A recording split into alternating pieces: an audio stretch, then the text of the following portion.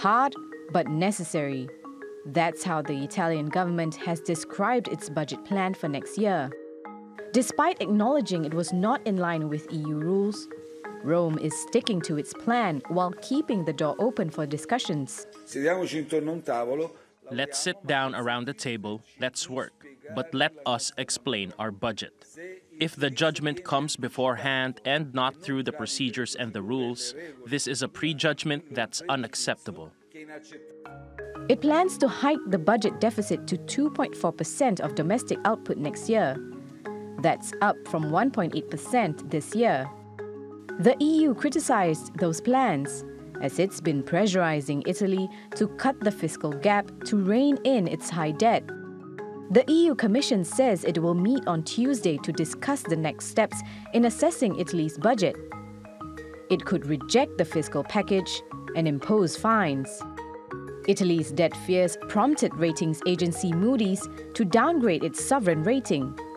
S&P Global, which now rates Italy 2 notches above junk, is set to review its credit rating on Friday. It doesn't necessarily have the support of the bond markets, and it's therefore in an extremely fragile position at a point that its debt could become unsustainable and quickly, particularly if we do continue to get these downgrades which move its debt into junk status, meaning there's certain funds that just simply won't be able to hold it, which will apply further downward pressure. At around 131% of its GDP, Italy has the second highest national debt among EU member states after Greece. But it's confident the new budget plan can help reduce it. The budget in 2019 will bring debt down to about 130%, but it will fall to 126.7% in 2021. If this doesn't happen, I can guarantee we will put in place measures such as cost-cutting in order to reach this trend. Those measures include tax cuts, additional spending on social services, and lowering the retirement age. But Brussels isn't convinced Italy can do it without piling the debt burden on the EU. And a defiant Rome is setting the stage for a showdown. Laila Humairah, TRT World. Well, let's get more on this now from Giovanni Ferri in Rome. He's an economics professor at LUMSA University. Welcome to the program. Firstly, the European Commission has confirmed that it's received Italy's defiant response to its criticisms over its budget. How do you think Brussels will respond?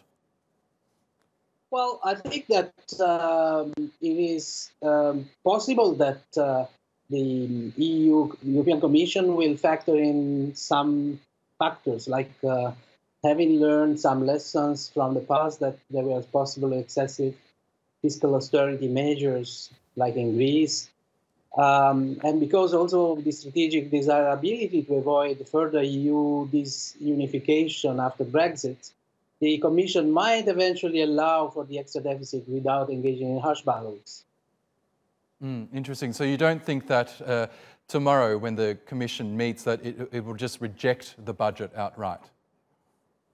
Well, I hope not, but it is possible. I don't know whether it will reject. Certainly, there were some statements by Mr. Moscovici, who is an important person in the decision-making process about that. And he seemed to be calming down a little bit. Well, let's look at what's at issue here. Now, Italy's planned deficit is the big sticking point here, and it doesn't actually exceed the EU's 3% ceiling, but Brussels says the difference between the 1.8% target that the previous government had set and this current government's 2.4% was unprecedented in the history of EU budget rules. Is the EU exaggerating here, or do they make a valid point? Well, certainly Italy's budget needs special attention because it is so huge, the public debt that the Italian government has accumulated in the past. However, I should say that in the past we also had experienced that other countries diverged from what were the planned paths to reduce debt. So I think that there are some political space for maneuver, And I would like to focus more on what is the budget for, if you want to go into that. Yes, and just quickly, Italy's Finance and Economy Minister Giovanni Ferri, he's known for being more conservative on public spending, but he's now come out in defence of the budget, saying the spending measures are needed to restart growth in Italy. Do you agree with what he said? I think that he is right in the sense that Italy needs to recover its domestic demand, but it would be certainly preferable to have a restart of the economy through an investment cycle rather than through a consumption cycle.